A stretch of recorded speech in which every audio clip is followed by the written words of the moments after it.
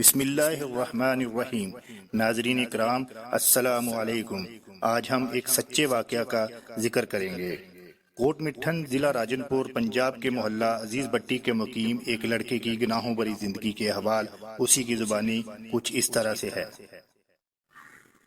میں ایک اسیاں شعار نوجوان تھا، گناہوں کے جنگل میں بھٹکتا پھر رہا تھا۔ دل گناہوں کی کثرت کے سبب اس قدر سختی کا شکار تھا کہ میں اپنی قبر و آخرت سے یکسر غافل ہو چکا تھا۔ میری غفلت کا اندازہ اس سے بخوبی لگایا جا سکتا ہے کہ میں نماز جیسی اہم عبادت کی ادائیگی سے دور اور دنیا کی محبت میں محصور تھا۔ بس دنیا کی راحتیں حاصل کرنے کی دھن سر پر سوار رہتی۔ برے دوستوں کی صحبت کے سبب بد اخلاق اور نہایت غسیلہ تھا۔ معمولی باتوں پر لڑائی جھگڑے مول لینا، ہر ایک کے ساتھ بدتمیزی سے پیش آنا، خلاف مزاح بات پر بہن بھائیوں کو مارنا پیٹنا میری عادت بد میں شامل تھا۔ چھوٹے بہن بھائیوں کو اس قدر مارتا تھا کہ ان کے جسم زخمی ہو جاتے، خون بہتا، شدت تکلیف سے چیختے چلاتے روتے فریاد کرتے، مگر میرے دل کی سختی کا یہ عالم تھا کہ ان کا بہت لہو اور بہتے آنسو دیکھ کر بھی مجھے رحم نہ آتا اور میں اپنی روش پر قائم رہتا۔ جب کبھی موقع ملتا انہیں مار پیٹ کر ہی دم لیتا۔ میرا یہ خون خرابہ صرف گھر کی حد تک محدود نہ تھا، بلکہ باہر بھی اگر کوئی شخص میرے خلاف کوئی بات کرتا تو اس پر بھی تشدد کرتا اور بارہا مخالف پر ایسا حملہ کرتا کہ اس کا جسم زخموں سے گائل اور خون سے آلودہ ہو جاتا۔ لوگ بڑی مشکل سے مجھ پر قابو پاتے، کئی لوگوں کا سر پاڑ چکا تھا میں۔ میری اسی خون ریزی کی عادت سے اہل علاقہ خوف زدہ رہتے، مجھ سے اپنا دامن بچاتے، یہاں تک کہ میں علاقے میں خونی کے نام سے مشہور ہو گیا۔ میرے بارے میں لوگ ایک دوسرے سے کہتے، بھائی اس سے بچنا، یہ تو بڑا ہی خطرناک ہے۔ خون خرابہ کرنا تو اس کا معمول ہے۔ الغرض میں علاقے میں نفرت بری نظروں سے دیکھا جانے لگا۔ کوئی میرے پاس نہ آتا، مجھے دور سے دیکھ کر لوگ کہتے، وہ دیکھو خونی آ رہا ہے۔ یوں میں خونی کے نام سے مشہور ہو گیا۔ افسوس، میں اپنی عادات بد میں اس قدر راسخ ہو چکا تھا کہ نہ مجھے اپنی عزت کا خیال تھا، نہ ہی خاندان کی شرافت کا کچھ پاس۔ بس جوانی کے نشے میں مست رہنا اور لوگوں پر ظلم و ستم کرنا اور سمجھانے والوں کو خاطر میں نہ لانا میرا کام تھا۔ میری ان کارستانیوں کی وجہ سے گھر والے بھی پریشان تھے، مجھے اکثر سمجھاتے، غصے نہ کرنے کا ذہن بناتے اور لوگوں سے اچھا برتاؤ کرنے، بہن بھائیوں کے ساتھ پیار محبت سے پیش آنے، لڑائی جھگڑوں سے دور رہنے اور خلاف مزاج بات پر خون خرابہ کرنے کی بجائے صبر کرنے کا درس دیتے، مگر میں ان کی ایک نہ سنتا۔ اسی دوران اللہ عز و جل کا مجھ پر کرم ہو گیا اور مجھے اس وحشیانہ زندگی سے نجات مل گئی۔ سبب کچھ یوں بنا کہ میرے بڑے بھائی کو دینی ماحول میسر تھا، وہ بھی میری ان نازیبا حرکتوں سے بہت تنگ تھے۔ بارہا مجھے سمجھا بھی چکے تھے۔ ایک دن والدہ نے مجھ سے فرمایا کہ بیٹا اپنے بڑے بھائی کو بلا کر لاؤ۔ میں انہیں تلاش کرتا ہوا ایک مسجد میں داخل ہو گیا۔ وہاں میں نے دیکھا کہ عاشقان رسول کا قافلہ موجود ہے اور علم دین کا حلقہ لگا ہوا ہے، اور اسلامی بھائی بڑے پیارے انداز میں درس دے رہے ہیں اور دیگر عاشقان رسول بڑی توجہ کے ساتھ سن رہے ہیں۔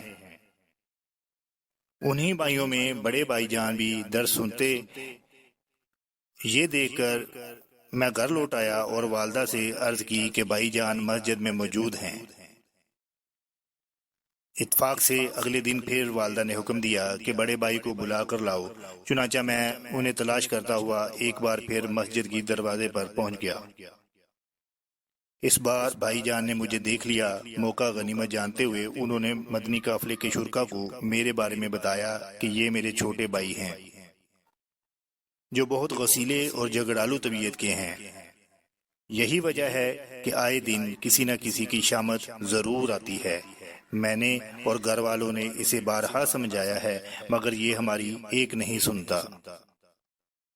آپ انہیں نیکی کی دعوت پیش کیجئے، کیا بعید آپ کا سمجھانا نہ کارگر ثابت ہو اور یہ سدھر جائیں اور اسلامی ماحول سے وابستہ ہو کر اچھے اخلاق سے مالا مال ہو جائیں۔ چاند بھائی نیکی کی دعوت دینے کی غرض سے میرے قریب تشریف لائے۔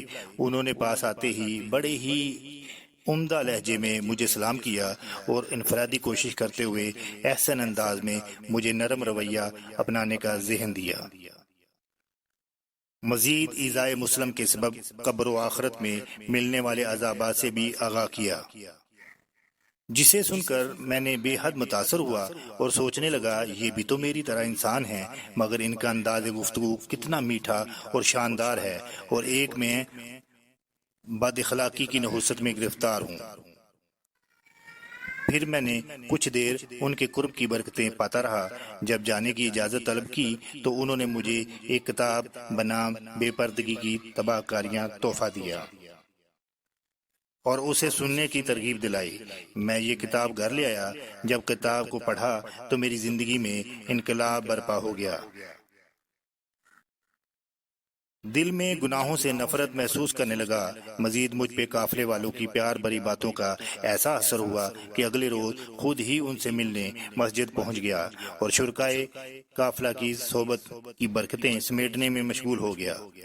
اس بار بھی عاشقان رسول کی طرف سے ملنے والی خصوصی شفقتوں نے میرا دل باغ باغ کر دیا۔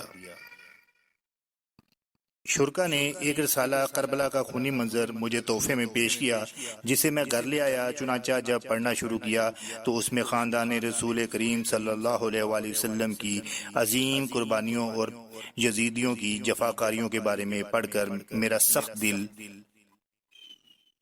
نرم پڑ گیا۔ مجھے معلوم ہو گیا کہ ظلم و ستم کرنا اور خون کی ندیاں بہانا دشمنان اسلام کا وتیرہ ہے، جبکہ مصیبتوں اور پریشانیوں میں بھی صبر کرنا سچے مسلمانوں کا طریقہ ہے۔ اور اس طرح میں غلط راستے سے سیدھے راستے پر آ گیا۔